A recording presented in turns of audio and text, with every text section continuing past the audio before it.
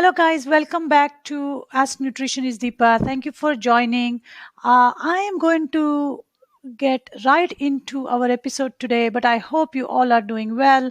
And I'm really enjoying the questions that some of you are sending. So please keep sending those via email or give us a call at 630 839 9296. But today's episode, I'm rushing because I have a date, and I have a date with a fruit called date. Okay, just a little joke here. So I will be talking about the health benefits of dates, the origin of dates, and a phenomenal recipe I just stumbled upon making. It's a drink recipe, perfect for a date night, actually. And by the way, date doesn't have to be with it doesn't have to be a romantic date. It can be with a friend, and it can be a date with oneself. I mean, sometimes just sitting quietly, not talking and contemplating on life is a good thing too. So, however you decide to spend your date night, I hope you will pick up couple things from the episode today, especially this drink recipe. It's a golden milk. Recipe. It's a traditional recipe actually called thandai, but I kind of did my own twist using date in it, and it just came out amazingly good. Okay, it is a perfect blend of savory and sweet spices, and it was just phenomenal. And hold on. Oh, okay. My battery was dying. All right. So let's start. So the question this week that I got from one of my patient was, how do you get your kids to try something new, to try not only new but start eating what she's making. Okay, so it was a question from mom, and we I get this question all the time. It's not only about kids but also about spouse, right? So what I recommend when you are making a dietary change or behavior change, you have to set a realistic expectations for yourself first. Okay, we cannot expect everybody around us to change with the same motivation and same interest like us. It gets a little frustrating actually.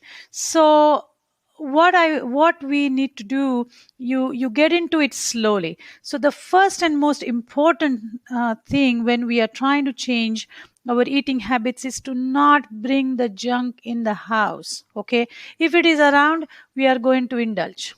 Okay, so that's number one. You slowly stop buying the junk food. Number two, especially with kids, don't make alternate meal.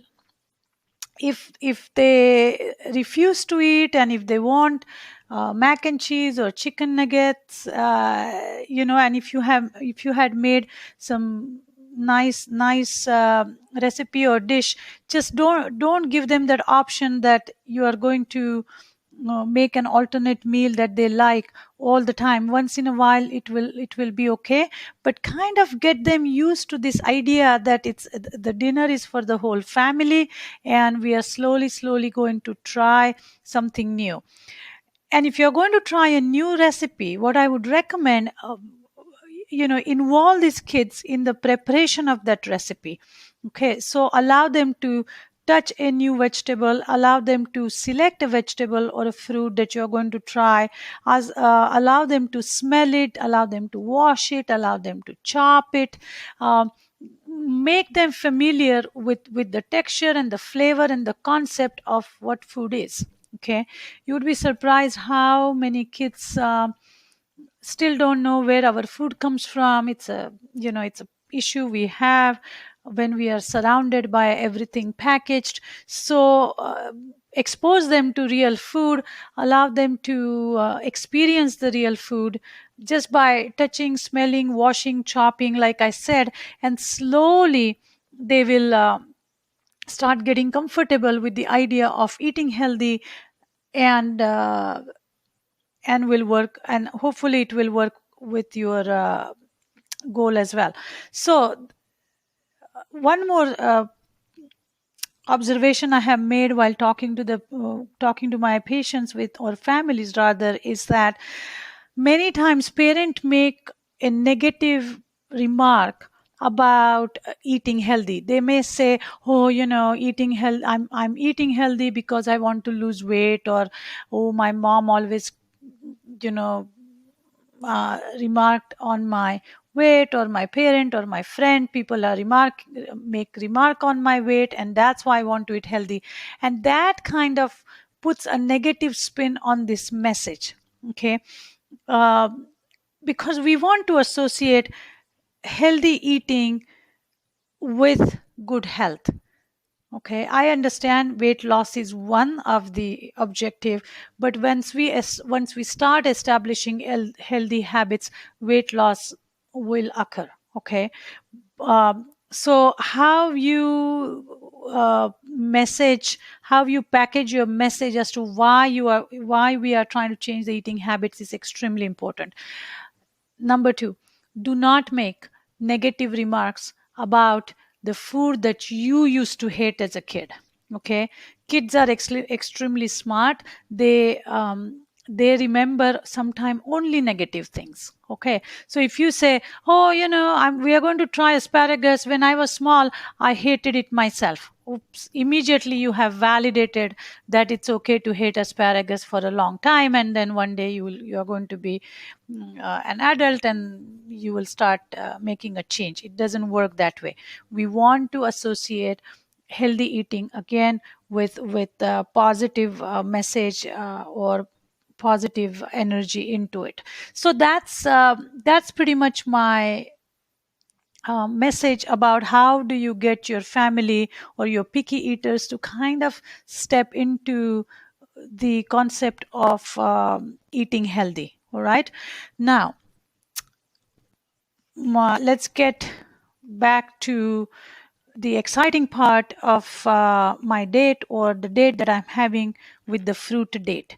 So many of you have probably seen dates. They are like this tiny, like 2 inches, 3 inches long, kind of shriveled brown color fruit, which is usually comes in a box, or many times it's in a bulk section. And it is grown in extremely dry conditions. So if you travel in Middle East or even in California, you will see date trees along the road. And you sometime, if you are there in the right season, you will see fresh dates which are like green outside or like light yellow outside. And you can eat them as is, or when they are dried, those are the majdool dates that we usually see in the grocery store. They are usually pitted, which means the seed is removed, or sometimes the seed is still in there. So both varieties are available. So the dates, I personally feel, just the way the trees are along the roadside, I think during ancient times the date trees acted just like other fruit trees, um, a vending machine, really, because these fruits were grown along the roadside, and I'm sure people would stop by and have a date instead of a Kit Kat or a candy or chips or what have you. Because I remember growing back in India. We used to have the tropical fruit vendors, or the whatever fruit was in season. Those vendors used to be outside of our school or along the roadside if you're traveling. And they would have the washed fruit ready, and you stop by and you just buy a little bit of fruit. And mm, there you go. I mean, you get your instant healthy snack. And I also remember that for the non-savory snack, let's say our version of chips, they would have roasted chickpeas, or roasted rice, roasted lentils. um, and they used to package those in like a paper cone. And it was fun, and there wasn't so much plastic around and not so much waste. It was cheap, it was all local, seasonal. and all the good stuff. But obviously all that has been replaced by drive-throughs and the vending machines. But anyway, so going back to the dates. So dates are these high fiber, okay, small little fruits which happen to contain potassium for our heart, okay, vitamin A and K for our skin and for our digestive system. Okay, it also contains copper, magnesium, manganese, zinc, niacin, and riboflavin, which are these are some of the B complex uh, vitamins, and all this together offer us health benefits against the damage to cells from the free radicals. So they act as an antioxidant. They help lower the risk of stroke, coronary artery disease, stomach related cancers like specifically colon cancer, pancreatic cancer, so on and so forth. As I was reading research on date, I found out that date is one of those rare fruits which happen to contain 23 types of amino acids. Okay, which is unusual for a fruit. Amino acid is a protein. So I thought that was fascinating. So as you can see, it's packed with these micronutrients. Yes, it is high in sugar, but the glycemic index seems to be okay, and it's super sweet. So you don't need to eat too many dates. Just one or two date per day, or even just one is plenty, because it gives you just enough sugar and energy. And when you combine that with peanut butter or some fruits, I mean some nuts, it is perfect. You can also put chopped dates on on the salad as well. So the I'm super excited about the recipe though, that I'm going to I just wrote it for us. I just stumbled upon it the other day as I was thinking what to make. Somebody was going to stop by for last minute dinner at my house, and I said, what should I make? And I had all these dates, and I knew that I would be talking about date today. So I said, I'm going to try using date in this traditional Indian drink called thandai.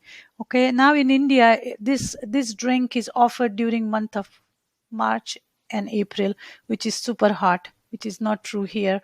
But I decided to, instead of sugar, decided to add date in this recipe. So basically, the recipe has 4 cups of non-dairy milk. I used soy milk. I have been having more soy milk these days than the almond milk or coconut milk because of the protein and the health benefits of soy uh, for heart health and as a phytoestrogen.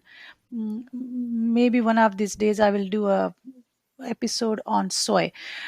Then I had 6 almonds which were soaked in hot water, 2 tablespoons of pumpkin seeds soaked in hot water, 1 tablespoon of poppy seeds soaked in hot water.